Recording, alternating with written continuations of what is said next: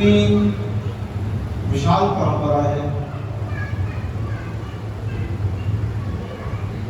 आज लगभग 450 साल हो रहे हैं लालजी महाराज को, और तब से लालजी महाराज जी गद्दी निरंतर चली आ रही।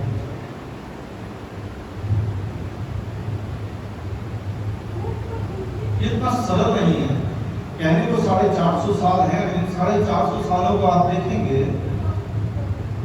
तो इसमें मलेच्छु का भी राज रहा, मुगलों का भी राज रहा। और जिस समय हमारे हिंदू धर्म की, सनातन धर्म की बहुत हानि हुई, बहुत से मंदिर तोड़े गए औरंगजेब के टाइम पे, और भी बहुत से राजा आए, लेकिन इन 450 सालों में लालजी महाराज जी की गद्दी कायम है। और पाकिस्तान का बंटवारा हुआ, सेवक इधर से उधर छिन्न भिन्न हुए, लेकिन आज भी लालजी महाराज जी का जहां जहां भी मंदिर है, जहां जहां भी सेवक है, पूरी श्रद्धा के साथ लालजी महाराज जी की भक्ति करते हैं, और करनी भी चाहिए। देखो, जब तूफान आता है ना, तो पेड़ का सबसे अधिक कौन सा हिस्सा होता है? क्या पेड़ का तना हिलता है सबसे ज्यादा, पेड़ की डालियां, या पेड़ के पत्ते? क्या हिलता है? पेड़ के पत्ते हिलते ही क्या है, थर थर कांपते हैं। लेकिन जो धड़ है, तना है, वो नहीं होता। जानते हो क्यों? क्योंकि वो जो पत्ता है, उसको पता है मेरा मूल क्या है, मेरा आधार क्या है। तो उसे दिखेगा कि मेरी एक छोटी सी डाली मेरा आधार है, और इस आंधी में कभी भी टूट के गिर सकती है, और इस डर से वो थर थर करके कांपता है। पत्ता थर थर करके कांपता है, क्यों? क्योंकि उसको पता है मेरा आधार कमजोर है। लेकिन वो जो तना है, उसका आधार क्या है? कहते हैं उसका आधार जड़ें हैं। और जड़ें कैसी होती हैं? जो गहराई तक जाती हैं और विशाल होती हैं। तो उस तने को पता है कि मेरा आधार मजबूत है, इसलिए वो हिलता नहीं, डरता नहीं है, कांपता नहीं। इसी तरह ही जिसने अपने श्री लालजी महाराज जी की शरण ली है, वो उस तने के समान है। उसे पता है कि ये 450 साल का जो इतिहास है, ये इतना मजबूत है, इसने इतने तूफान झेले हैं, और तब भी ये दृढ़ता के साथ खड़ा हुआ है। और आज भी हमें पुष्टि मार्ग का, अपने धर्म का प्रचार प्रसार करना है, कहीं अडिग नहीं हुआ।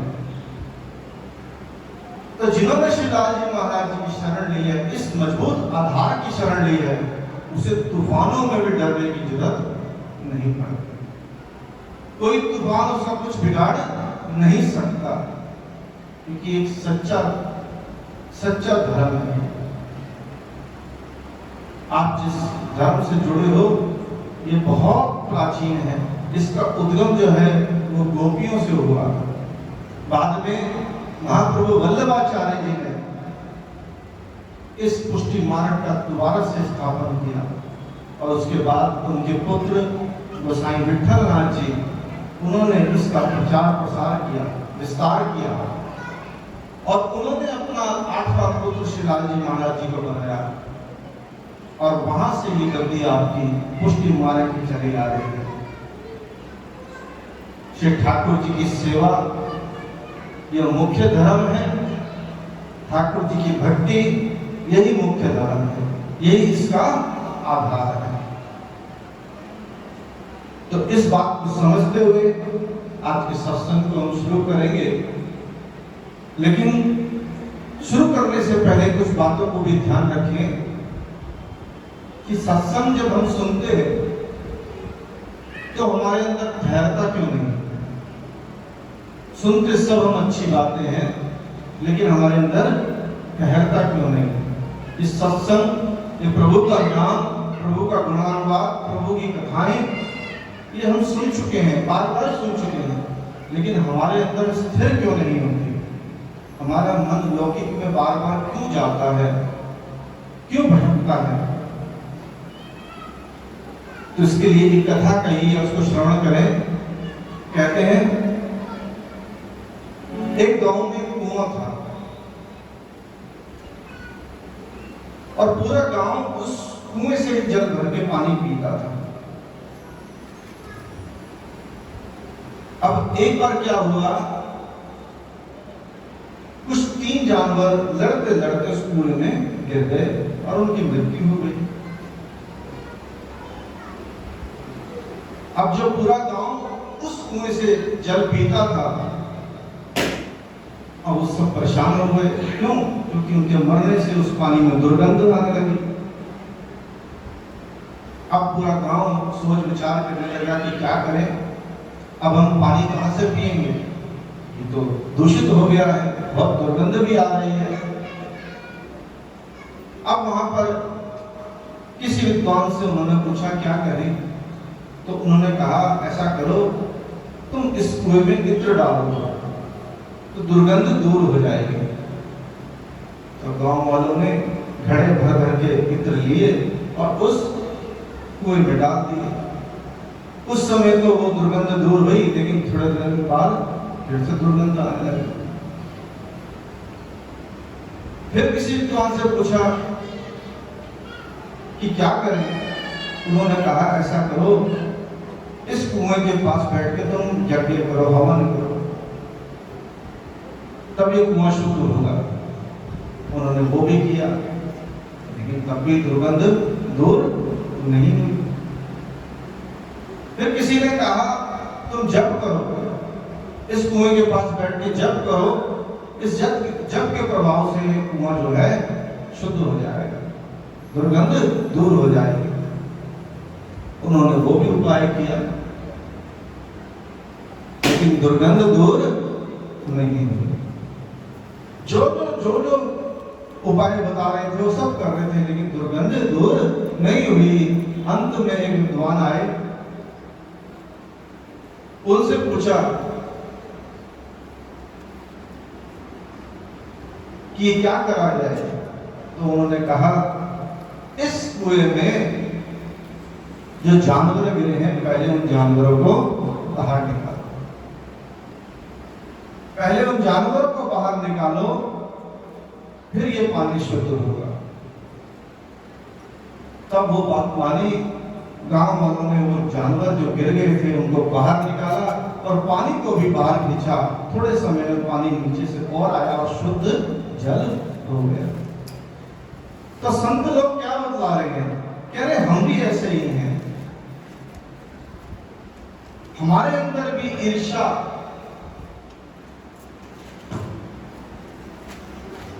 पाप, कुकर्म हमने बहुत किए और ऐसे पता नहीं कितने ही जानवर अपने अंदर हमने मार के डाले हुए। जब तक वो जानवर हमारे अंदर पड़े हुए हैं, दुर्गंध वो हमारे अंदर से आ रही है, जब तक हम उनको निकालेंगे नहीं ना, तब तक ये दुर्गंध दूर होने वाली है। और तब तक ये जो सत्संग की बातें हमारे हृदय में ठहरेंगी नहीं। अच्छी बातें सुननी है, लेकिन साथ साथ बुरी बातें भी छोड़नी है। बस आप क्या उपाय करना शुरू करो, ज्यादा मुश्किल नहीं बताऊंगा आपको। आप ये विचार करो कि मेरे श्री ठाकुर जी को कौन सी बात अच्छी लगती है, मैं वो करूं। क्या कहा? मेरे श्री ठाकुर जी को जो बातें अच्छी लगती है मैं वही करूं।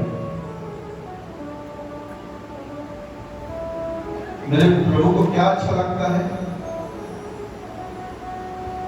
सत्संग अच्छा लगता है, लगता है। भक्त अच्छे लगते हैं, लगते हैं। ब्राह्मण अच्छे लगते हैं, लगते हैं। जप अच्छा लगता है, लगता है। धर्म, ज्ञान, ये सब बातें अच्छी लगती है प्रभु को। दान, ये सब बातें प्रभु को अच्छी लगती है। तो ये सब हमें करना है। पहली बात, जो मेरे प्रभु को अच्छा लगता है मुझे वो करना है, सत्य बोलना है, धर्म पे चलना है। और दूसरी बात क्या कही, जो मेरे प्रभु को अच्छा नहीं लगता मुझे उसको त्याग देना है। दो बातें हैं बस जीवन में, आप इसको समझ गए तो सब बातों का सार समझ गए, सब ग्रंथों का सार समझ गए। क्या, जो मेरे प्रभु को अच्छा लगता है वो मैं करूंगा, और जो मेरे प्रभु को अच्छा नहीं लगता उसको मैं त्याग दूंगा या छोड़ दूंगा। अब मेरे प्रभु को क्या अच्छा नहीं लगता?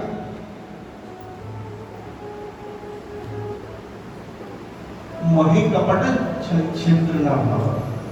भगवान को कपट अच्छा नहीं लगता, छल अच्छा नहीं लगता, झूठ अच्छा नहीं लगता। और छोटी छोटी बातों को अगर मैं आपको बतलाऊं, कभी कभी हम मंदिरों में भी जाते हैं ना, तो मंदिर में आरती हो रही होती है और भीड़ होती है आरती में, और धक्के मारते हुए सबको आगे चले जाते हैं,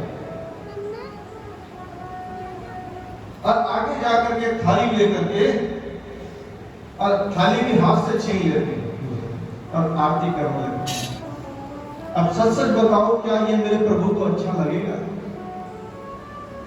अच्छा लगेगा? क्यों?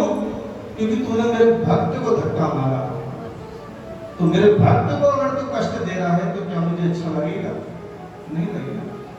तो बस इतनी सी बातें हैं कि मेरे प्रभु को क्या अच्छा नहीं लगता उसको हमने त्याग देना है, और मेरे प्रभु को क्या अच्छा लगता है वो मैंने ग्रहण करते जाना है। बस इतनी सी बात है, इतनी समझ जाओगे तो सारे ग्रंथों का सार अपने आप समझ में आ जाएगा। विवेक रखो, धैर्य रखो, और बस जब प्रभु को उचित लगे उसके अनुसार अपना जीवन बनाए चलो।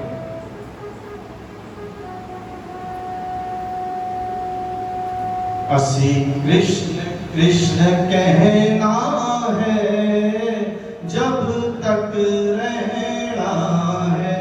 असा कृष्ण कृष्ण कहना है जब तक रहना है। असी कृष्ण कृष्ण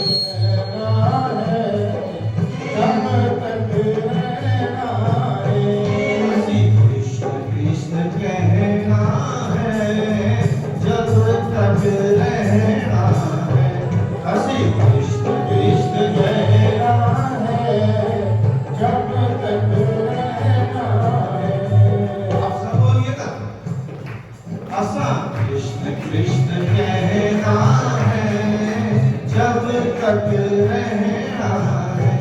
ऐसा कृष्ण कृष्ण कहना है जब तक रहना है। ऐसा कृष्ण कृष्ण कहना है जब तक रहना है।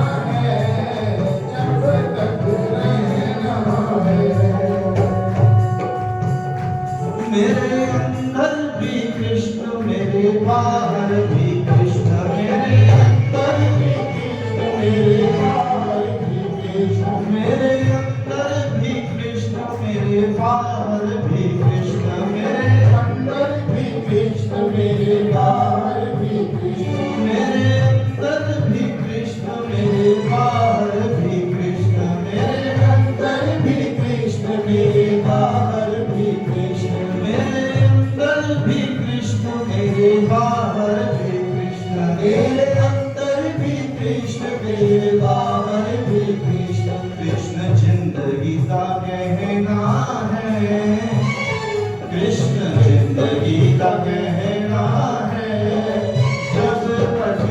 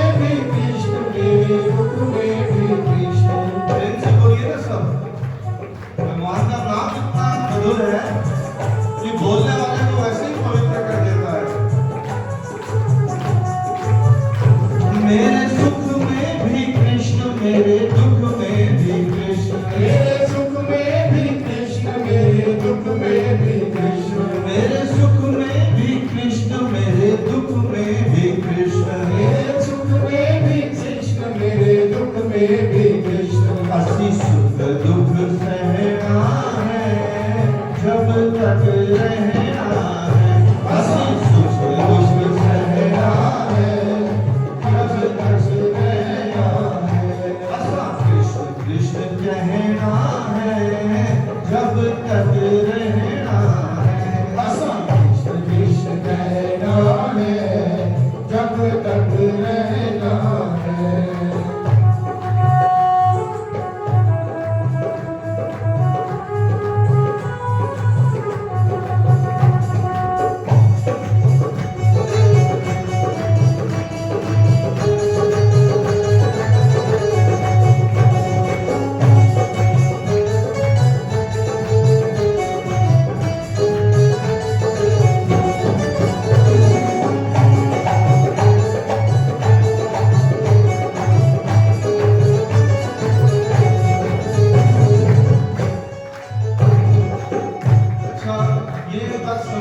हमारे ठाकुर जी जो है ना, वो अपनी इच्छा से भक्त को स्वीकार करते हैं और वहां पर वो ये नहीं देखते कि भक्त कैसा है, वो तेज है, वो भोला है, कैसा है, वो सबके साथ वो जिसको अपना समझते उसे अंगीकार कर लेते हैं। लेकिन हम कैसे हैं कि जब प्रभु का नाम लेते हैं तो डरते हैं कि लोग मेरे बारे में क्या सोचेंगे। अरे ये बड़े भजन गा रही थी, बड़े भजन गा रहा था, देखो तो सही अंदर इसके कितना वो मैल भरा हुआ है और वहां कैसे कैसे भजन गा रहा था, है ना। ये डरते हैं और लोगों के कारण हम बोलते हैं, लेकिन वास्तव में सच्चे सखा हमारे प्रभु हैं। ये जो संसार के सखा हैं हमारे सखा नहीं है, सच्चे सखा हमारे हरि हैं, प्रभु हैं, उन्हें पुकारो। तो कहते हैं कोई निंदा करे, कोई चुगली करे, कोई निंदा करे, कोई चुगली करे, कोई निंदा करे, कोई चुगली करे, कोई निंदा करे, कोई चुगली करे, कोई निंदा करे, कोई चुगली करे, कोई निंदा करे, कोई चुगली करे। असी सब कुछ सहना है, असी सब कुछ सहना है जब तक रहना है। असी सब कुछ सहना है जब तक रहना है। असी कृष्ण कृष्ण कहना है जब तक रहना है। असी कृष्ण कृष्ण कहना है जब तक रहना है। असी कृष्ण कृष्ण कहना है जब तक रहना है। असी कृष्ण कृष्ण कहना है जब तक रहना है। जब तक रहना है, जब तक रहना है, जब तक रहना है। बोले कृष्ण कन्हैया लाल की जय।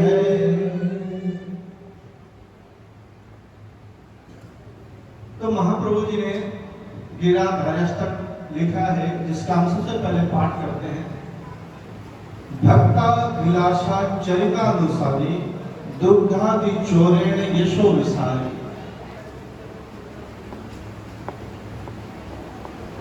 भक्ता विलासा चरितानुसारी, इसका अर्थ है हमारे प्रभु कैसे हैं।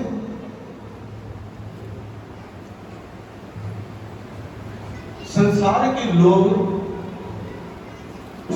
प्रभु को पाने के लिए बहुत प्रयास करते हैं। हम ऐसे बनेंगे तो प्रभु बन जाएंगे, मिल जाएंगे, हम ये प्रयास करेंगे तो प्रभु मिल जाएंगे। हमें इतने प्रयासों के बाद प्रभु मिलेंगे। बहुत से प्रयास करते हैं, अपने आप को योग्य बनाते हैं कि हमें प्रभु मिलेंगे। लेकिन यहाँ महाप्रभु जी कह रहे हैं कि भक्ता अभिलाषा चरिता अनुसारी, कि भक्त की अभिलाषाओं के अनुरूप प्रभु चरित्र करते हैं।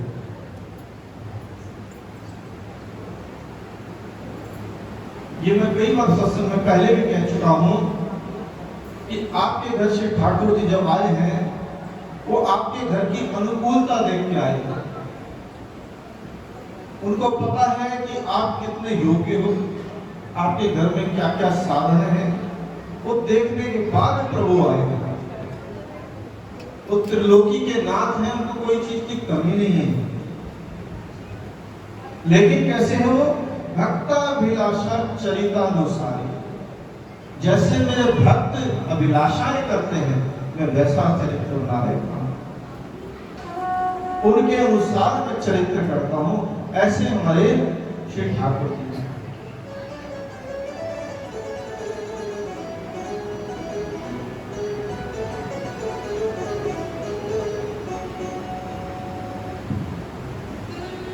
तो श्री ठाकुर जी का जब जन्म हुआ तो वो चतुर्भुजी रूप थे, 4 भुजाएं धारण करके प्रभु ने अपना दर्शन दिया था वसुदेव देवकी जी को। लेकिन जब प्रभु उनको आज्ञा किए कि मुझे गोकुल पधरा के आओ, नंद जी के घर लेके चलो, तब प्रभु ने अपनी 2 भुजाएं छुपा ली। चतुर्भुज नाथ ने अपनी 2 भुजाएं छुपा ली और आम साधारण वाले बन करके वो गोकुल में बधाए। और जब गोकुल में आए हैं तो वहां पर गोकुल वालों को बड़ा आनंद हुआ। अब वो कैसे थे? वो गोप वाले कैसे थे? उनको ना तो योग सिद्धियां थी, ना बहुत जप किए थे, ना तप किए थे। लेकिन प्रभु की इच्छा थी ये मेरे भक्त हैं, तो ये जैसे हैं मैं इनको ऐसे स्वीकार करूंगा। और उनके साथ वो वैसे ही बन गए, बाल रूप से ही वैसे बन गए।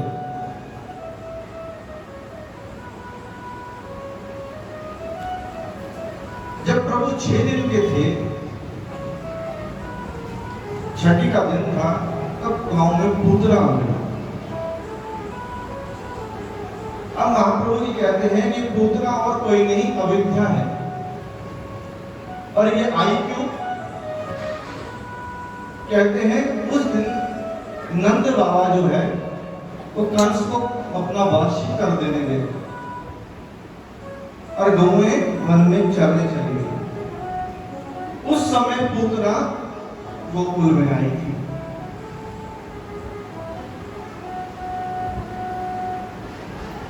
अब महाप्रभु जी समझाते हैं ये गोकुल क्या है?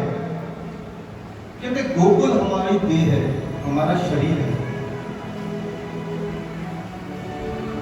और नंद बाबा जीव है, हमारी आत्मा है। और गौएं ये इंद्रियां हैं। गौ यानी इंद्रियां।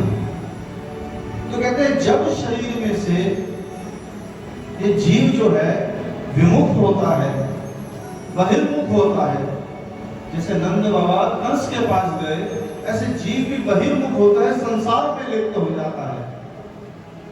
और ये जो इंद्रियां हैं ये क्या है? ये गौरूप है। उस समय गौएं वन में चरने गई थी और हमारी इंद्रियां भी सांसारिक विषयों को चरने चली जाती है। तब वही दशा क्या होती है? तब पूतना हमारे अंदर प्रवेश करती है। और ये पूतना क्या है? पहले बताया ना, पूतना है अविद्या। अब अविद्या रूपी पूतना का नाश कौन करते हैं? कहते हो श्री ठाकुर जी करते हैं। और वो अविद्या रूप पूतना कैसे आई थी? बहुत सुंदर रूप बना करके आई थी। सबको मोहित कर लिया उसने अपनी सुंदरता से। जितने गोकुल के गोपवाल थे, गोपियां थी, उसको देख करके कहने लगे अरे तो कोई देवी लगती है, लगता है साक्षात लक्ष्मी जी आई है हमारे ठाकुर जी के दर्शन करने के लिए। ऐसा उसको रूप बना लिया था, मोहित कर दिया था सबको। और जब यशोदा मैया के पास आई तो कहा मैं थोड़ी देर तुम्हारे लाला को खिला दो। यशोदा मैया भी मोहित हो गई इतनी सुंदरता देख के। उन्होंने कहा हाँ खिला दो। यशोदा मैया ठाकुर जी को पूतना को दे करके अपने घर के काम करने के लिए चली गई। अब पूतना ने देखा इस समय कोई नहीं है, अवसर अच्छा है। पूतना अपने स्तनों पे विष लगा करके आई थी और 16,000 बालकों के प्राण पहले ही हट चुकी थी, क्योंकि कंस की भेजी हुई थी। कंस ने कहा था जितने भी बालक जन्मे हो सबको मार डालो, तो विष लगा करके वो पहले 16,000 बालकों को मार के आ चुकी थी। जब श्री ठाकुर जी को उसने गोद में लिया तो श्री ठाकुर जी ने अपनी आंखें बंद कर दी। अब जब श्री ठाकुर जी ने अपनी आंखें बंद करी हैं तो उसमें अलग अलग विद्वानों ने बहुत से अपनी मत दी है।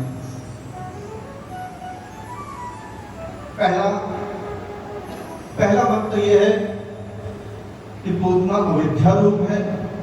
अगर श्री ठाकुर जी की दृष्टि उस पर पड़ती तो अविद्या का नाश उसी समय हो जाना था, आगे की लीला नहीं हो पाती। दूसरा मत जो है विद्वानों वही कहते हैं कि ठाकुर जी ने आंखें इसलिए मूंद ली, आंखें मूंद के ठाकुर भोले शंकर को याद करने लगे। हे भोलेनाथ, मैं तो यहाँ पर दूध का माखन का भोग आरोपने आया हूँ, ये विष का भोग तो आप ही लगाओ, क्योंकि आप तो नीलकंठ हो, ये विष तो आप ही पीना। इस तरह से भोले शंकर को याद किया। आप कहते हैं विष भोले शंकर ने पिया और दूध जो था वो श्री ठाकुर जी ने पिया। एक और मत कहा जाता है वो ये है कि पूतना जो थी पिछले जन्म की राजा बलि की बहन थी। अब राजा बलि उसने इंद्र का इंद्रासन छीन लिया था और शुक्राचार्य जी के साथ मिलकर यज्ञ कर रहा था।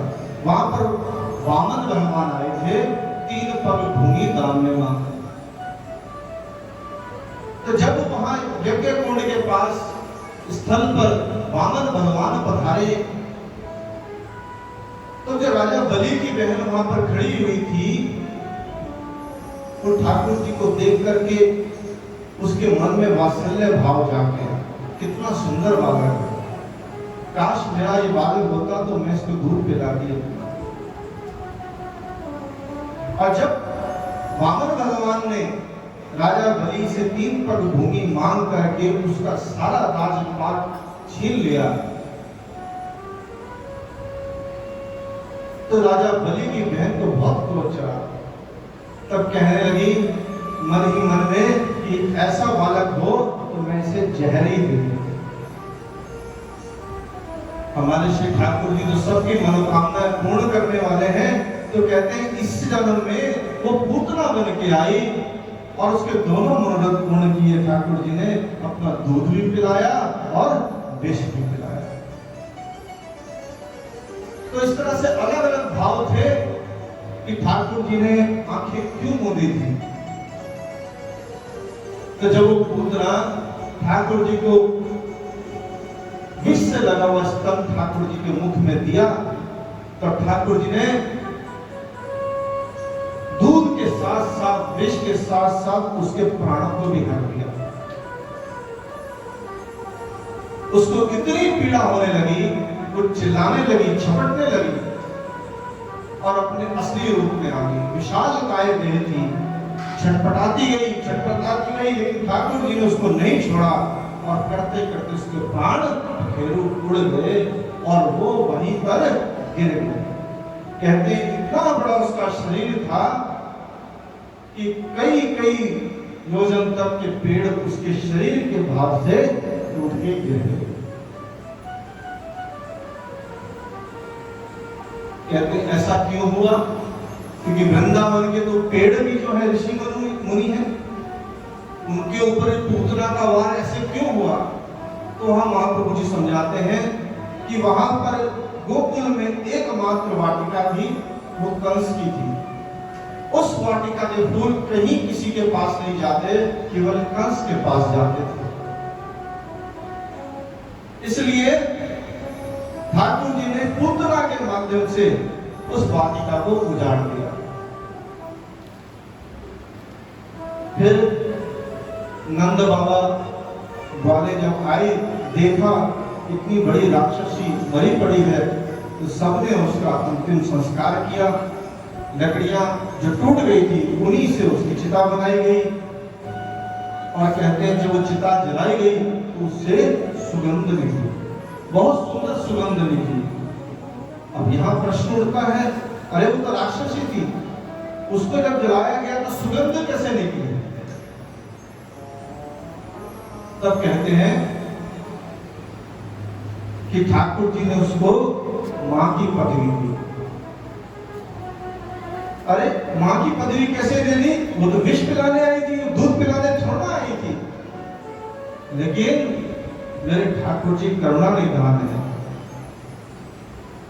वो कहते हैं कोई भी किसी भाव से भी मेरे पास आए, वो मेरे पास आ गया तो वो मेरा हो गया। पूतना को भी भगवान ने माता की गति प्रदान कर दी, और जब माता की गति, ठाकुर जी की माता की गति उसे प्रदान हो गई, तो उसके शरीर से दुर्गंध कैसे आ सकती है? उसके शरीर से तो सुगंध ही आ गई। तो इस तरह पूतना वध ठाकुर जी ने किया। बोले कृष्ण कन्हैया लाल की जय। फिर ठाकुर जी थोड़े बड़े हुए,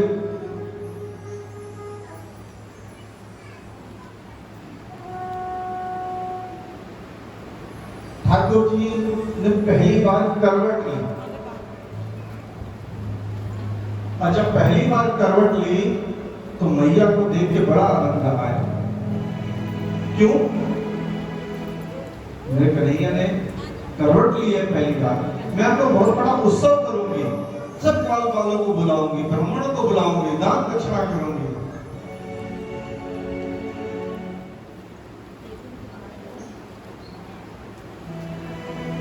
जब पूतना मरी थी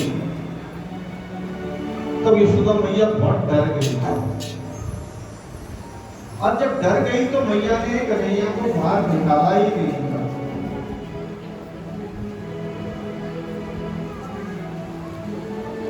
और जब बाहर नहीं निकाला तो जितने भी गोकुलवासी थे,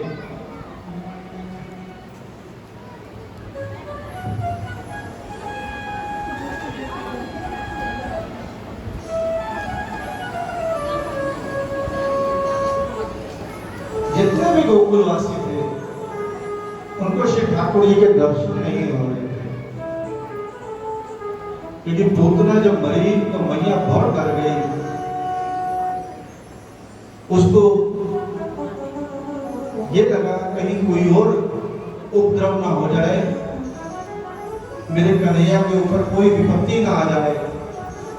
तो क्या किया था उस समय, जब पूतना मरी तब श्री ठाकुर जी पूतना की छाती पर खेल रहे थे, उनको लाए, और जितनी बड़ी बड़ी ब्रज की माताएं थी वो यशोदा मैया के साथ मिलकर के ठाकुर जी की नजर उतारने लगी, गाय की पूंछ फेरने लगी, गोबर लगा के ठाकुर जी को स्नान कराने लगी, और बहुत डर गई। उसके बाद कहते हैं कि ठाकुर जी को मैया घर से बाहर नहीं निकालती थी, और जब नहीं निकालती थी तो ब्रजवासियों को ठाकुर जी के दर्शन नहीं होते थे। एक महीना बीत गया,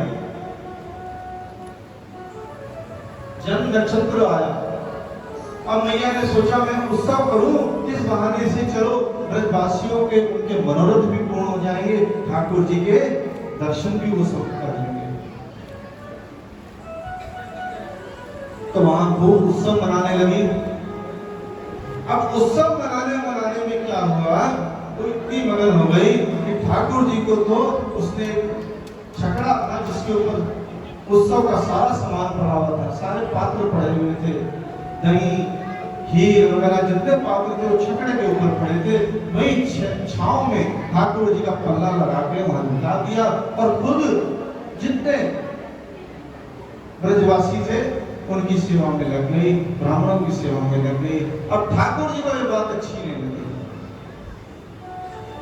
ठाकुर जी ने कहा जीव मुझको छोड़ करके अगर संसार में जाता है तो वो मुझे अच्छा नहीं लगता।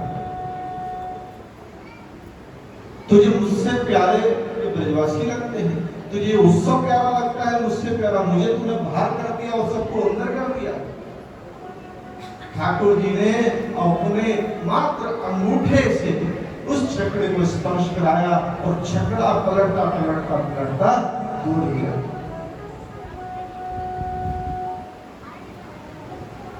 अब सब वहां पर उत्सव मना रहे थे, सब डर गए, क्या हुआ क्या हुआ क्या हुआ। इस तरह से भगवान ने शकड़ भंजन की लीला करी। फिर धीरे धीरे ठाकुर जी बड़े हुए, तृणावर्त का उद्धार किया। अब ठाकुर जी घुटनों के बल चलने शुरू हो गए, घर के आंगन में आने लगे और दोनों बलराम जी और कृष्ण दोनों ऐसी लीलाएं करने लगे, सारे ब्रजवासी भी देख करके मोहित हो जाते थे। आंगन में कहीं कोई बच्चियां बैठी होती तो जाके उसकी पूंछ पकड़ लेते, अब वो उठ के घबरा के भागती तो दोनों उसकी पूंछ को घिसटते घिसटते लड़ते उसके पीछे पीछे दौड़ते। और कभी वहां बैठी हुई गैया ये सब ठाकुर जी की लीलाओं को देख रही थी, उसके मन में भी ये भाव हुआ गैया के कि यशोदा मैया तो रोज अपने लाला को पल्ले में झुलाती है, काश हमारा मनोरथ भी ठाकुर जी पूर्ण करें, हम भी अपने लाला को झुलाएं, अपने कन्हैया को झुलाएं। ठाकुर जी ने उन गौ माता की मन की बात जान ली और रिड़कते रिड़कते रिड़कते गौ माता के पास चले गए। दोनों हाथों से गैया मैया के सींग पकड़ लिए और दोनों पैर गैया मैया के मुंह के पास, एक इधर एक इधर, और ऐसे उनकी गैया मैया के ऊपर लटके। अब गौ माता क्या करे, मुंह को नीचे करे, ऊपर करे, नीचे करे, ऊपर करे, और कन्हैया को ऐसे अपना पल्ला झुलाए। इस तरह ठाकुर जी सबके मनोरथ पूर्ण कर रहे थे। वहां गोपियां जो दर्शन करने आ रही थी तो ठाकुर जी को देख देख करके लालायित हो रही थी, एक कन्हैया हमारे घर का माखन मिश्री आलोकने आएगा, मैया पुत्र को रोज माखन मिश्री दही दूध आरोगाती है, हम कब आरोगाएंगे। ठाकुर जी ने उनके मन के भाव भी जान लिए। अब कन्हैया थोड़े बड़े हो गए, अब उनका मनोरथ पूर्ण करने का समय आ रहा था। तो गौशाला में एक गोपी आई और गोबर इकट्ठा करके ले जाने लगी। कन्हैया ने कहा, अरे गोपी कहाँ लेके जा रही है? तेरी मैं घर लेके जा रही हूँ, मेरे घर में मेहमान आएंगे, मैं उपले बना करके खाना बनाऊंगी। कन्हैया ने कहा, मुफ्त का समझा है क्या? मोल लगता है इसका, पैसे लगते हैं, मोल लगेगा, मोल देना पड़ेगा। उन्होंने कहा, गोबर का भी मोल होता है क्या? हाँ, उनका गोबर का भी मोल होता है। अगर तुझे ले जाना है तो बता, देने को तैयार है तो ले जा। उन्होंने कहा, क्या चाहिए? उन्होंने कहा, एक पगड़ा गोबर, एक माखन का लौंडा, एक माखन का लौंडा गोला, वो खाऊंगा। यशोदा मैया का लाला जो था उसे माखन बहुत प्रिय था, तो उन्होंने कहा कि देख गोपी, तुझे ले जाना है ले जा, मुझे एक परड़े के बदले में, एक टोकरे के बदले में एक माखन का लौंडा चाहिए। उन्होंने कहा ठीक है, वो एक ले गई। फिर थोड़ी देर बाद उसका मन नहीं टिका, उन्होंने कहा बड़ा आनंद आया, बड़ा रस आया इस लीला में, फिर जाऊंगी लेने, और फिर चली गई गौशाला में। कन्हैया ने कहा, आप क्यों आई है? उन्होंने कहा, मुझे और लगेगा, मुझे तो बहुत सारा लगेगा। कन्हैया ने कहा, बहुत सारा लगेगा? अच्छा, फिर इसका हिसाब कैसे रखूंगा? उन्होंने कहा, हिसाब तो भाई रखना पड़ेगा। तो कन्हैया ने कहा, ऐसा कर, इस गोबर का एक टीका मेरे मुख पे लगा दे, तो जितने पलड़े तू लेके जाएगी, टोकरे लेके जाएगी, उतने टीके तू मेरे मुंह पे लगाती जाइयो, मैं मैया से गिनवा के अपना हिसाब तुझसे कर दूंगा। उन्होंने कहा अच्छा ठीक है।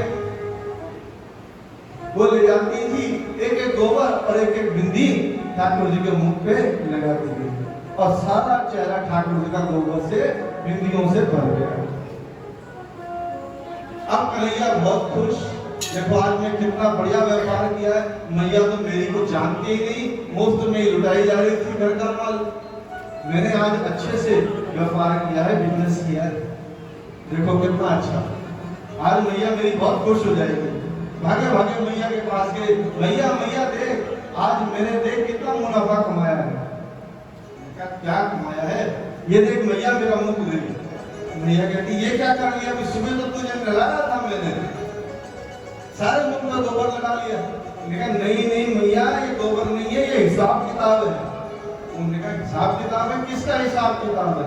यानी जितने बिंदियां मेरे मुंह पे लगी हैं तुझसे गिन, उतना हिसाब करके मैं उस गोपी से मक्खन लेकर के आऊंगा।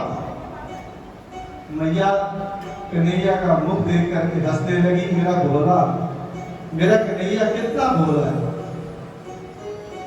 मैया ने गिन करके उसको हिसाब दिया। अब कन्हैया चले गए उस गोपी के पास, देख रे गोपी इतना हिसाब बनाया, अब इतना मुझे माखन तू दे दे। हमने कहा कौन सा माखन? मैं तो मजाक कर रही थी। हमने कहा तू मजाक कर रही थी, मेरे से धोखा किया तूने। अच्छा कन्हैया ऐसा कर, माखन तो नहीं है मेरे पास, तू ना छाछ पी ले, छाछ पड़ी है मेरे पास माखन, तू छाछ पिएगा? चल तू छाछ ही पिला दे और कुछ नहीं तो। ये छाछ भी ऐसे नहीं मिलेगी, मैंने सुना है तू नाश्ता बहुत अच्छा है। देखिए सब गोपियां खड़ी है ना, इन्होंने मुझे बताया कि तू नाश्ता बहुत अच्छा है, तो पहले मुझे नाच के दिखा, फिर मैं तुझे छाछ पिलवाऊंगी। अब कन्हैया कहने लगे बताओ छाछ के ऊपर भी नाचना पड़ेगा? कन्हैया ने कहा ठीक है। कन्हैया ऐसे ऐसे करके नाचने लगे। क्या ऐसे नहीं? उन्होंने कहा फिर कैसे? कहते एक हाथ रख अपने सर पे, एक हाथ रख अपनी कमर पे और जरा ठुमक ठुमक के नाच, तब मजा आएगा। कन्हैया ने एक हाथ रखा अपने सर पे और एक रखा अपने कमर पे और ठुमक ठुमक के वहां बीच में सबके नाच रहे हैं। और तब कह रहे हैं रसखान जी, क्या कहते हैं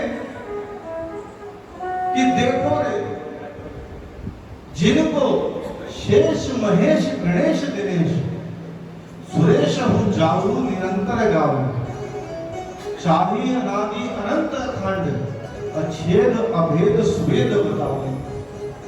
और नारद से शुक व्यास रटे पछहार तिरु पर पार न पावे, ताही अहीर की छोकरियां छछिया पर छाछ पे नाच नचा। ऐसे त्रिलोकी के नाद को जरा सी छाछ के ऊपर देखो गोपियां जो है नाच नचा रही हैं, कितने भाग हैं कैसी ये गोपियां, और इनके निशानों पे ठाकुर जी नाच भी रहे हैं।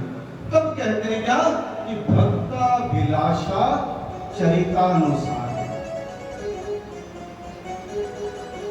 तो भक्तों की अभिलाषाएं ठाकुर जी कैसे कैसे पूर्ण करते हैं यहाँ।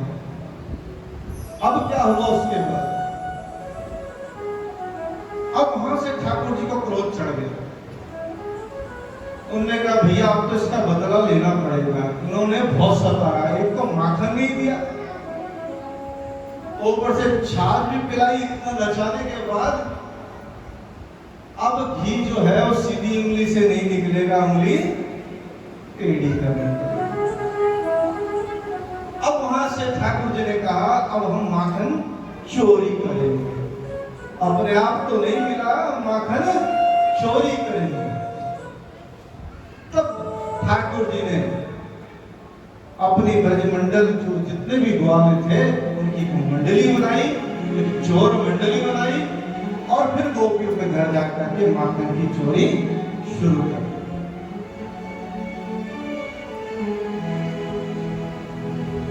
अब ये माखन चोरी की लीला को भी मैं आपको अलौकिक दृष्टि से अगर आपको समझाऊं तो माखन क्या है, ये चोरी, इसको आप साधारण चोरी मत समझना, क्योंकि मैं पहले कह रहा हूं कि भक्ता अभिलाषा चरिता अनुसारी, भक्तों की अभिलाषाएं पूर्ण करने के लिए प्रभु ये लीलाएं कर रहे हैं।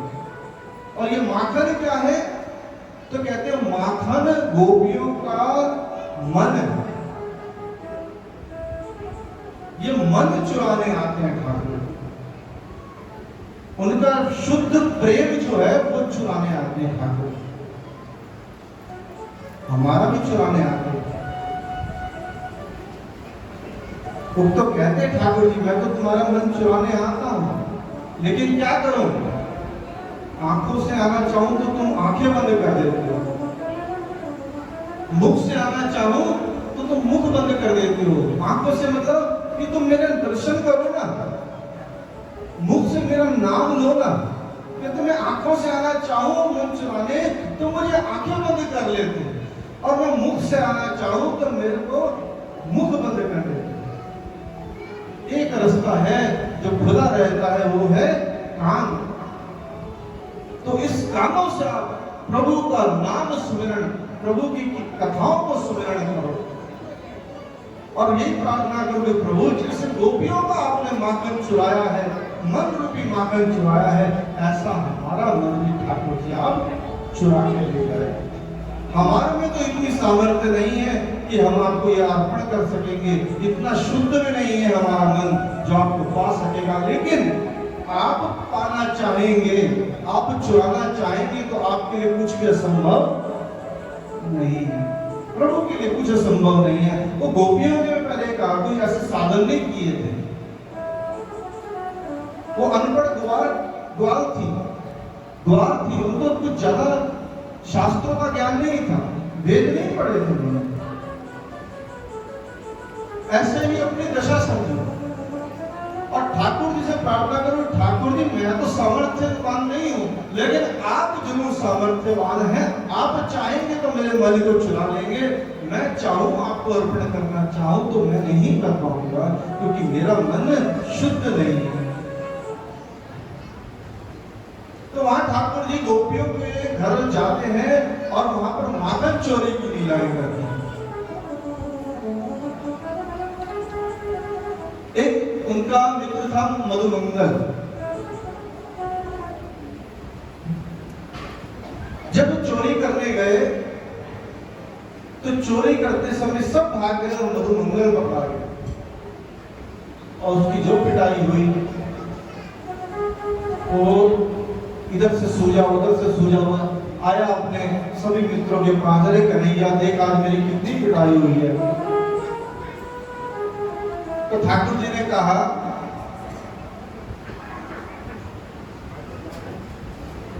कि रे मधुमंगल मैं तुझे ऐसा मंत्र देता हूं जिसका जाप अमावस्या की रात को पीपल के नीचे बैठ करके तू करेगा तो तुझे कोई देख नहीं पाएगा।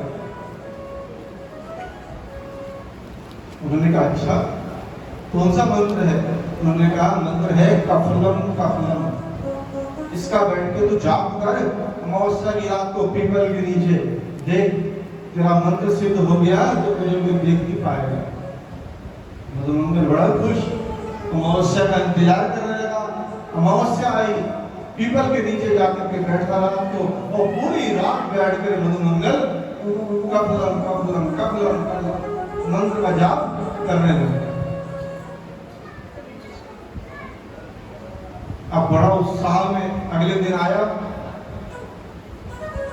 अब उसको ये था कि मेरा मंत्र जो है वो सिद्ध हो गया है। ठाकुर जी ने कहा कि आज उस गोपी के घर माखन चोरी करने जाना है। मैंने कहा अच्छा ठीक है चलो, मैं चलता हूँ सबसे आगे। मैंने कहा ठीक है तू चल। अरे ऐसा करो तुम लोग बैठो, मैं ही जाऊंगा चोरी करने, मैं तुम्हारी माखन चुरा के लाऊंगा। मधुमंगल को इतना उत्साह था, उन्होंने कहा अच्छा चलो भाई तू ही चला जा। अब मधुमंगल वहां पर गया, दरवाजे पे देखा गोपी अपने घर के काम में व्यस्त है। अब मधुमंगल को लगा कि ऐसे अगर माखन लेके चला गया तो क्या मजा आएगा, थोड़ी अपनी प्रतिभा जो मैंने सिद्धि पाई है उसका जरा मैं दिखावा तो करूं। तो वहां पे खटखटाहट करी, गोपी ने कहा रे मधुमंगल तू आया है? अभी कल की मार भूला नहीं। मधुमंगल कहने लगा अभी दिखाता हूं उसको। मन मन मुस्कुराने लगे। पर जैसी गोपी पास में आई और जा कहने लगा कफलम कफलम कफलम कफलम। अब उसे लगा कि मैं जो हूं अब किसी को दिखलाई नहीं दे रहा हूं। इतने में गोपी को जो था मौका मिल गया, उसने खिड़की खोल के जितनी सखियां थी सबको बुला लिया, आ जाओ आ जाओ आ जाओ। आज फिर फंस गया और जो सबने मेरे करके उसको फिर से पीटा है, बेचारा सीधा जाके घर के बिस्तर पे जाके लेटा और इतनी आंख सूझ गई कि उसको दिखलाई भी नहीं दे रहा। कन्हैया जाके उसके पास खड़े हो गए, मुस्कुराने लगे, अरे मधुमंगल क्या हुआ? अरे कन्हैया तू तो मुझसे बात ही मत कर। मैंने कहा क्यों? तूने बताया था ना मंत्र, मैं वो मंत्र करके गया, तूने कहा था किसी को दिखलाई नहीं देगा। उन्होंने कहा मैंने ठीक ही तो कहा था। मैंने कहा क्या ठीक कहा था? मैंने कहा तुझे दिखलाई दे रहा है? मैंने कहा नहीं, तो यही तो मैंने तुझे कहा था कि दिखलाई नहीं देगा, तू मेरी बात माना ही नहीं। फिर एक दिन गोपी जो थी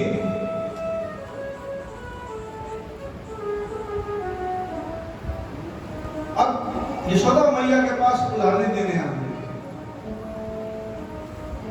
मैया तेरा जो कन्हैया है ना, इसने बहुत उत्पात मचा रखा है। हमारे घर का सारा दही माखन सब खा जाता है और खाने को ठीक चलो कितना खा लेगा। अरे अपनी मंडली में भी बांटता है, चलो मंडली में भी बच्चे खा ले कोई बात नहीं, अरे बचता है ना तो वो भी नहीं छोड़ता, लेके बंदरों को बांट आता। बता अब हम क्या करें? मैया ने कहा तुम सब झूठ बोलती हो। क्या झूठ बोलती हो? कहते क्यों? ये तो उसके घर 9 लाख गाय हैं, उसके घर कोई माखन की कमी है क्या? तो तुम्हारे घर क्यों जाएगा माखन? मैया उनकी बातों पर यकीन ना करे, लेकिन उन्हें कहा हम तो यकीन करवा के रहेंगे। उसमें से एक तेज गोपी थी,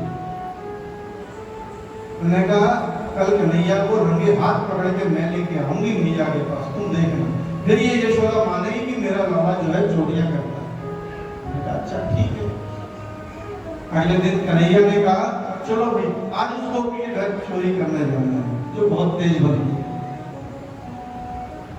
गए, चोरी करने गए और वहां पे पकड़े गए। अब गोपी ने कन्हैया का हाथ पकड़ा और कहने लगी चल अब मैं तेरे को तेरी मैया के पास लेके चलती हूँ। वो कहती थी ना मेरा कन्हैया बहुत शरीफ है, कुछ नहीं करता, तुम सब झूठ बोलती हो, आज मैं बताऊंगी। तो वो ले जाने लगी कन्हैया को। अब कन्हैया के मन में आया कि ये ले जाएगी मैया के पास, मैया डांटेगी। बड़ी मनोहार करने लगी कन्हैया, कहने लगे अरे गोपी छोड़ देना, कल से नहीं करूंगा। ना आज तो मैं लेकर के ही जाऊंगी। जब देखा कि गोपी बहुत ठीक है, तब कन्हैया ने देखा कि सामने से इसका जेठ आ रहा है और जेठ को देखते ही गोपी ने अपना पल्लू जो है वो नीचे कर दिया। कन्हैया ने देखा इसका मौके का फायदा मुझे उठा लेना चाहिए। पीछे पीछे ब्रजमंडल में जितने उनके मंडली के लोग थे वो सारे चल रहे थे। तो कन्हैया ने इशारे से उसी गोपी के बेटे को बुलाया, इधर आ इधर आ। और उस गोपी को कहने लगे अरे गोपी ऐसा कर, मेरा ये हाथ दुख गया तो मेरा दूसरा हाथ पकड़ ले। और जैसे ही कहा गोपी ने अच्छा ठीक है, तो अपने हाथ के बदले उसके कन्हैया ने उसके लड़के का हाथ उसके हाथ में दे दिया और भाग के पिछले दरवाजे से अपने घर में घुस गए। अब गोपी आई, अरे यशोदा देख रही तू बहुत कहती थी ना तेरा लाला जो है बहुत शरीफ है, कोई चोरी नहीं करता, तुम सब झूठ बोलती हो। देख आज हम लगे हाथ पकड़ के लाइए इसे, बाहर निकल। जब इतना चिल्लाने लगी तो यशोदा मैया ने कहा क्यों चिल्ला रही है, आ रही हो ना, क्या है बोल क्या बात है? देख आज हम रंगे हाथ तेरे कन्हैया को पकड़ के लाई है। हमने कहा किसे पकड़ के लाई है? कहा तेरे कन्हैया को। हमने कहा कहाँ है? ये देख मेरे साथ में। उन्होंने कहा बाबरी अपना घूंघट उठा के तो देख किसे लाई है तू। जब उन्हें घूंघट उठा के देखा तो ये तो मेरा ही लाल है। अपना सर पकड़ने लगे और अंदर से कन्हैया बाहर निकले आंखें बंद हुए। क्या हुआ मैया, क्या बात है? बड़े सीधे भोले बन गए। क्या हुआ, इतना क्यों शोर हो रहा है? वो गोपी देख के कह रही रे तू यहाँ पर है, तू तो भी मेरे साथ था।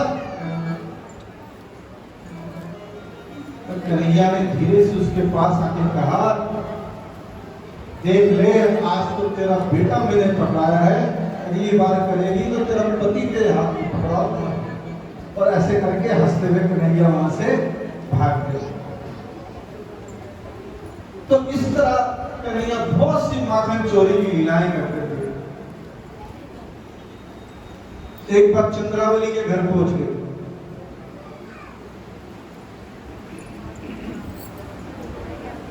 चंद्रावली के घर ठकाया और वहां पर एक गोपी का भेष बना के गए।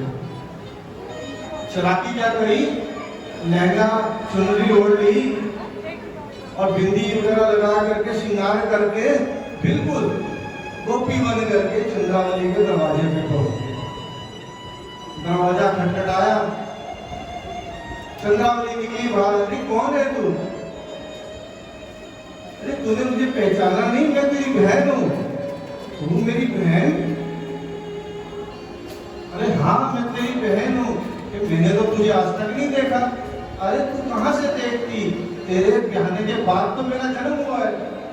मैंने कहा अच्छा, हाँ हाँ मैं तेरे मामा की गोपी की चचेरी बहन लगती हूँ। मैंने कहा अच्छा होगी कोई, चला बहन तू अंदर आ बैठ। अब उस समय चंद्रावली का जो था समय जल भर के लाने का था। उन्होंने कहा बहन ऐसा कर, ये ले मिठाई वगैरह मैं रख के जा रही हूँ, तो मिठाई वगैरह खा, मैं जरा जल भर के ले आऊँ। अब चंद्रावली वहां पर गई बड़ी खुश कि आज मेरी बहन आई है। वहां जाके जल भर रही है और साथ की गोपियां बड़ी चंद्रावली को खुश देख करके कह रही है आज क्या बात है, इतनी खुश क्यों है तू? लेकिन तुझे पता है आज मेरी ना बहन आई है। लेकिन मेरे मन में इतना संशय भी है, हमारे घर में तो सारे खानदान में गोरे हैं, वो सांवली कैसे है? अरे तेरी बहन तो कोई थी नहीं। अरे वो कह रही थी कि मेरे जो है ना ब्याहने के बाद उसका जन्म हुआ है। बस मेरे को ये संशय हो रहा है कि वो सांवली कैसे हो गई। उन्होंने कहा अरे वो सांवली सूली कोई नहीं, वही सांवला समरूरा कन्हैया होगा। अपना घर जाके देख कहीं घर का कुछ बचा भी है या नहीं बचा।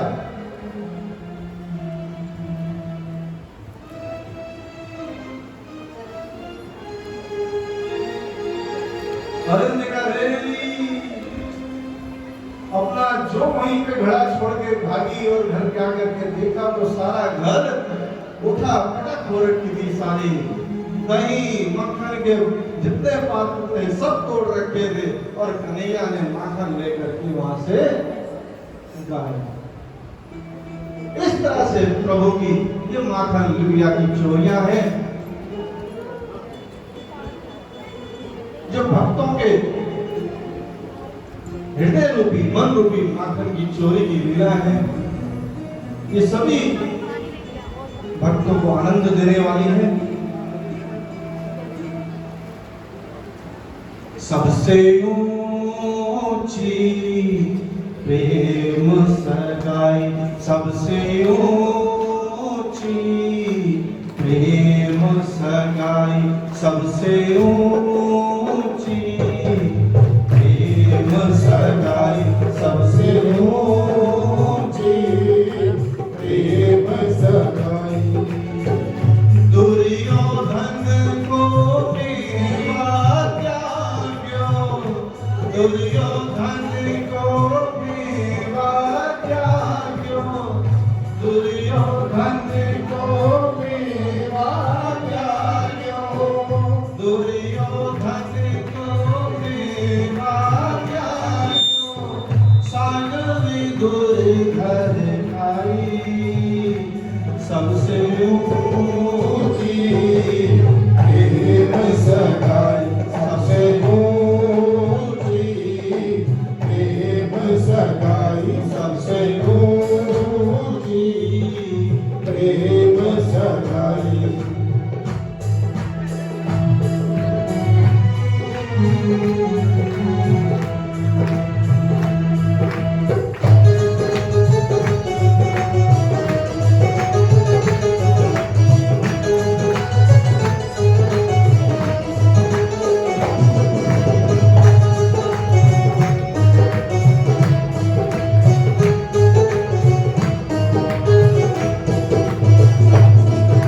झूठे फल शबरी के खाए झूठे फल शबरी के खाए झूठे फल शबरी के खाए झूठे फल शबरी के खाए बहुत प्रेम लगाई सबसे ऊंची प्रेम सगाई सबसे ऊंची प्रेम सगाई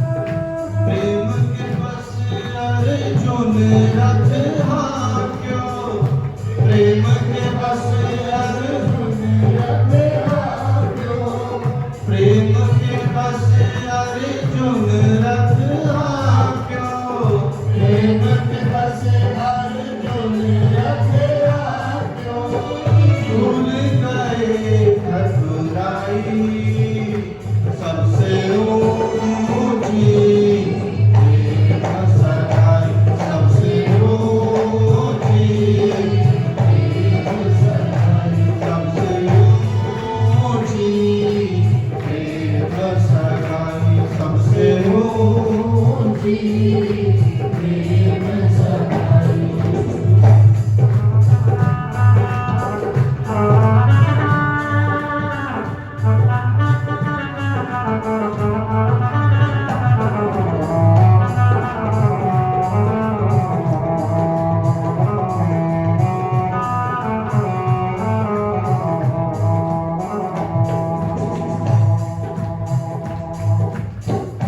ऐसी प्रीत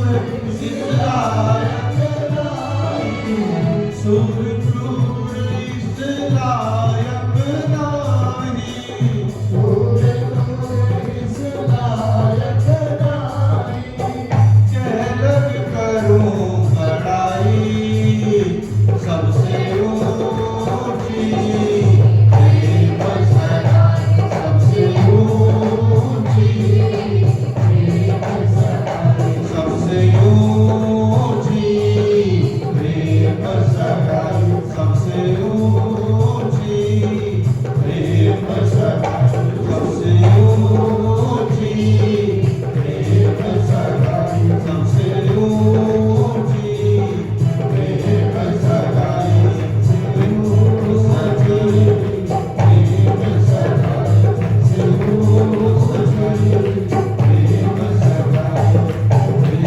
सगाई, प्रेम सगाई, प्रेम सगाई, प्रेम सगाई।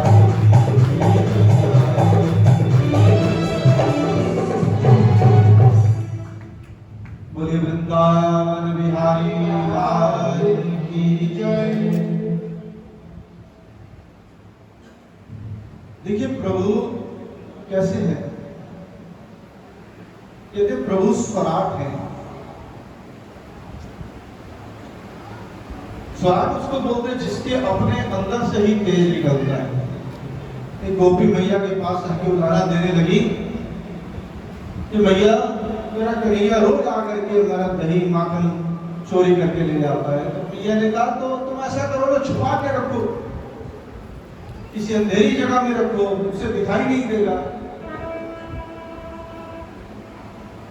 तो गोपी कहने लगी मैया तेरे कन्हैया को जो तुमने आभूषण पहनाती है ना, उनकी चमक से और उसके शरीर से पता नहीं अचानक कौन सी चमक निकलती है कि वहां पर अंधेरा ठहरता ही नहीं।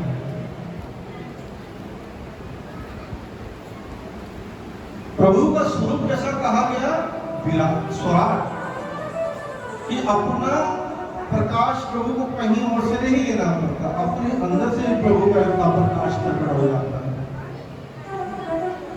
जिनके नेत्र सूर्य और चंद्रमा हो उनको प्रकाश की जरूरत नहीं है। प्रकाश की जरूरत अंधेरे को पड़ती है, और जहां ठाकुर जी हो वहां अंधेरा ठहरता ही नहीं।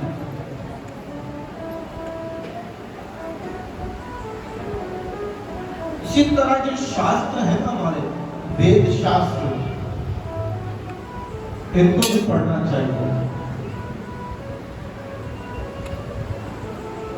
जब ठाकुर जी स्वराट हैं, उनका तेज अपने आप में है, तो उनको पहचानने के लिए, उनको जानने के लिए शास्त्रों की जरूरत क्या है, क्यों जरूरत पड़ती है?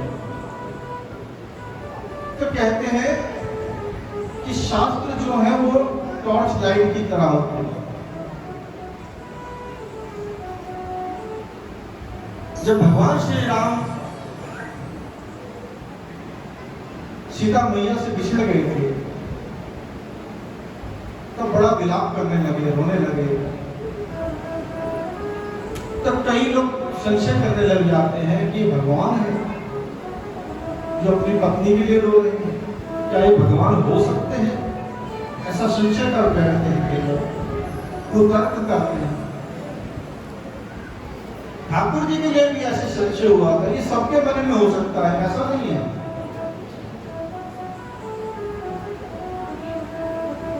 जब महाराज हुआ तब परीक्षित के मन में भी संशय हो गया, सबको हो जाता है, ब्रह्मा जी को हो गया था।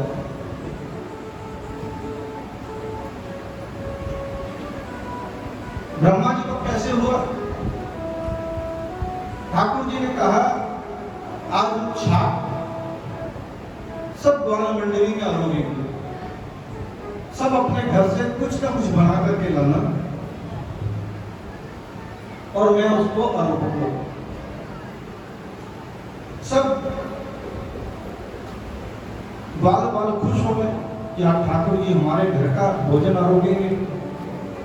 सब अपनी मैया के पास गए और कहने लगे, मैया मैया आज कुछ अच्छा बना करके देना, आज छाक मंडली में ठाकुर जी हमारा भी आज करोगे कि भोजन। तो सबके मैया ने अच्छा अच्छा कुछ बना करके दिया।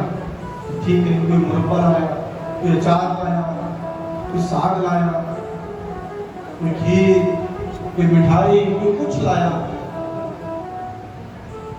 उसमें एक मधुमंगल नाम का किंचन जो ज्यादा धन नहीं था उसके पास, निष्किंचन कहे जिसे,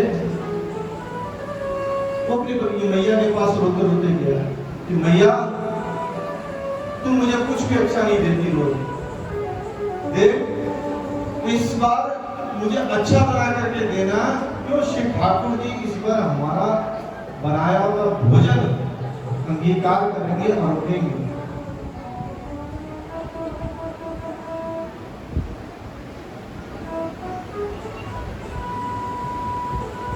श्री ठाकुर जी कुछ भी लेते हैं ना, वो अंगीकार करेंगे, ग्रहण नहीं करते, अंगीकार करते हैं। जैसे आप किसी को कोई गिफ्ट दो, कोई चीज हो सकता है वो ले और आगे किसी और को दे दे, कवर बदल के या नाम की चीज बदल के अपने नाम से कोई दे दे, है ना। ऐसा होता है ना, कई बार देखा कि किसी ने किसी को दिया, उसने कहा चल ये रख ले, किसी और को दे देंगे, ये दिया, है ना। तो ठाकुर जी ऐसा नहीं करते। अगर ठाकुर जी को कुछ भी देते हैं ना, वो अंगीकार कर लेते हैं, और अंगीकार मतलब अपने अंग में लगा लेते हैं और उसको बाहर किया ही नहीं जा सकता, अलग किया ही नहीं जा सकता, वो अंग रूप बन जाता है। अंगीकार करना, इसीलिए कहते हैं प्रभु अपने जीवों को अंगीकार करते हैं, अपने भक्तों को अंगीकार करते हैं, स्वीकारते नहीं, अंगीकार करते हैं। स्वीकारने में तो एक बार हो सकता है कि लिया और किसी और को दे दिया ना, अंगीकार कर लिया, अपना बना लिया, आप कहीं किसी को दे ही नहीं सकते। एक बार ठाकुर जी के हो गए तो फिर किसी को होते ही नहीं। काले रंग के ऊपर कोई रंग चढ़ता है ही नहीं। तो मधुमंगल कहने लगा, मैया कुछ अच्छा बना करके दे, आज छाक मंडली बैठेगी और कन्हैया आज हमारे घर का भोग पाओगे। मैया ने कहा, देख लाला घर में कुछ नहीं, क्या दूं तुझे। 2 दिन पुरानी खट्टी छाछ पड़ी है। मैया ने कहा ये ले जा। अब मरे मन से मधुमंगल कसोरे में वो छाछ लेकर के चला गया। अब जब देखा कि छाक मंडली बैठी हुई है, गोलाकार सब बाल बाल बैठे हुए हैं और बीच में कन्हैया बैठे हुए हैं, सबके भोजन में से ठाकुर जी कुछ कुछ उठा के खा रहे हैं। अब मधुमंगल ने जब ये दूर से देखा कि ठाकुर जी को तो कोई मिठाई खिला रहा है, कोई खीर खिला रहा है, कोई मुरब्बा खिला रहा है, इतनी अच्छी अच्छी चीजें खिला रहा है, मैं खिलाया 2 दिन पुरानी खट्टी छाछ। ना ना ना, मैं अपने ठाकुर को नहीं रोका सकता। मधुमंगल ने कहा, अगर मैं ये वहां लेकर गया तो कन्हैया छोड़ेंगे नहीं, पी करके रहेंगे, तो क्या करूं। कहते मैं खुद ही पी लूंगा, तो रहेगी नहीं तो कन्हैया मांगेंगे नहीं।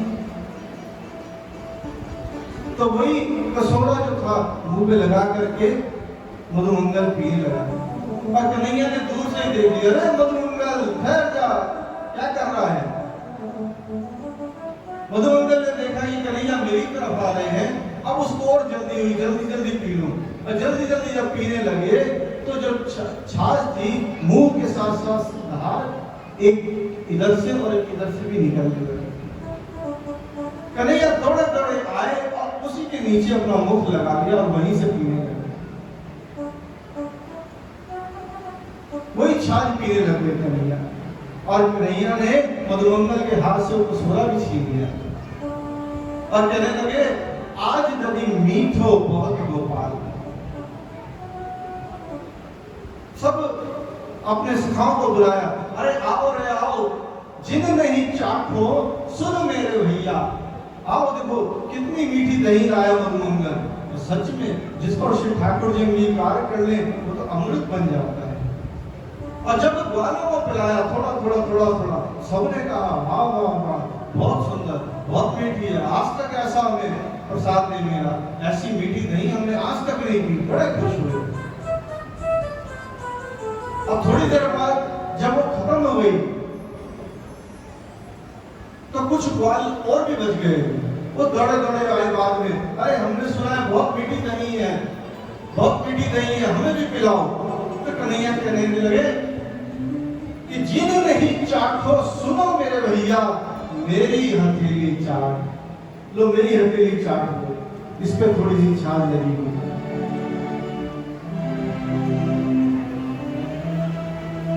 तो ये जो दृश्य था ये ब्रह्मा जी देख रहे थे उस समय।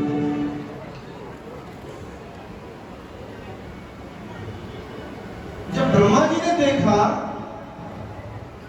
कि ये वही ब्रह्म है जिनकी हम उपासना करते हैं, जिनका हम ध्यान करते हैं, क्या ये इन ग्वाल बालों के साथ बैठ करके उनका झूठा खा रहा है?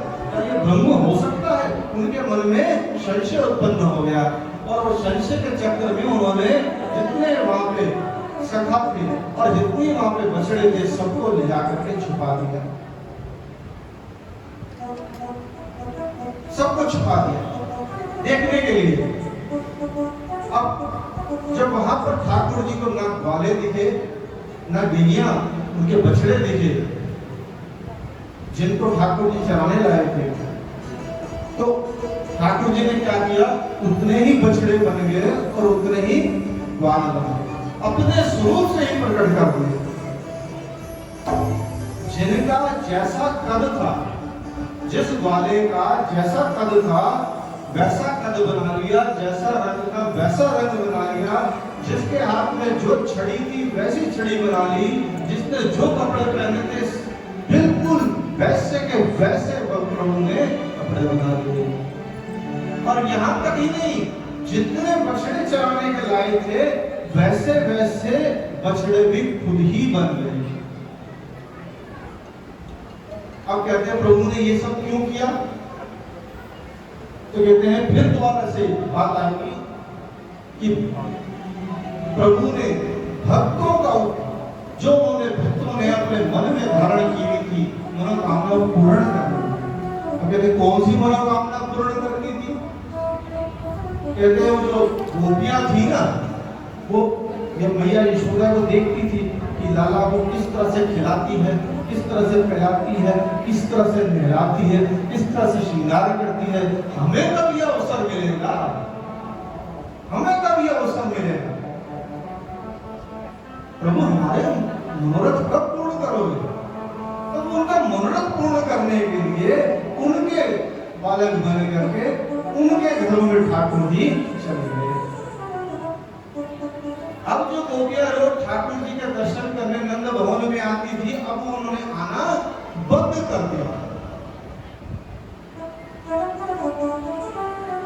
अब क्यों कर दिया? क्योंकि ठाकुर जी स्वयं उनके बालक बन के उनके घर में विराजमान है, उनकी सेवा करके उनसे लाड़ लड़ा के वो इतना परमानंद का अनुभव कर रही थी जैसा कि ठाकुर जी का दर्शन करने से कर रही थी।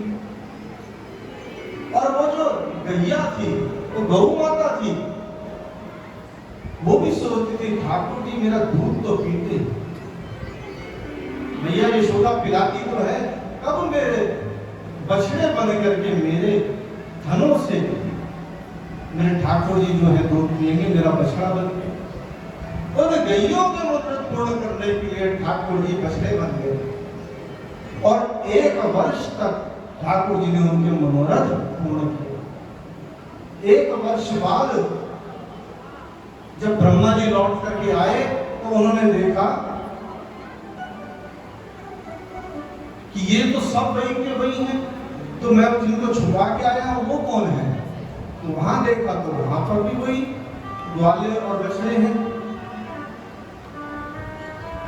तब वहां पर ब्रह्मा जी का मोह जो था वो भंग हुआ। भगवान ने उनको अपने चतुर्भुज रूप के दर्शन दिए, अपने वैकुंठ के दर्शन कराए और ये ज्ञान कराया ब्रह्मा जी को, जिसको तुम एक साधारण बालक समझ रहे हो, वो कोई नहीं, वो त्रिलोकी का नाथ है, इस सृष्टि का रचयिता है।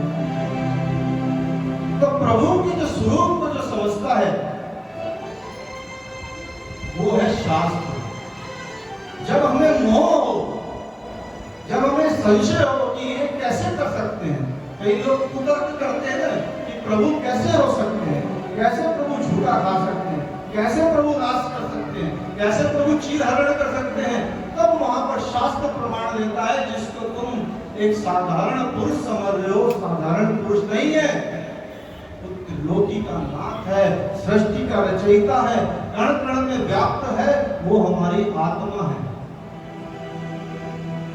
तो वो शास्त्र हमारे को ज्ञान करा रहे हैं, इसलिए कहते हैं शास्त्रों का अध्ययन हमें जरूर करना चाहिए, पुराणों का अध्ययन हमें जरूर करना चाहिए, सत्संग हमें जरूर करना चाहिए, संतों की शरण हमें जरूर लेनी चाहिए, ज्ञान हमें जरूर लेना चाहिए। जब तक ज्ञान नहीं लोगे भक्ति स्थिर नहीं हो सकती। बोलिए सच्चिदानंद भगवान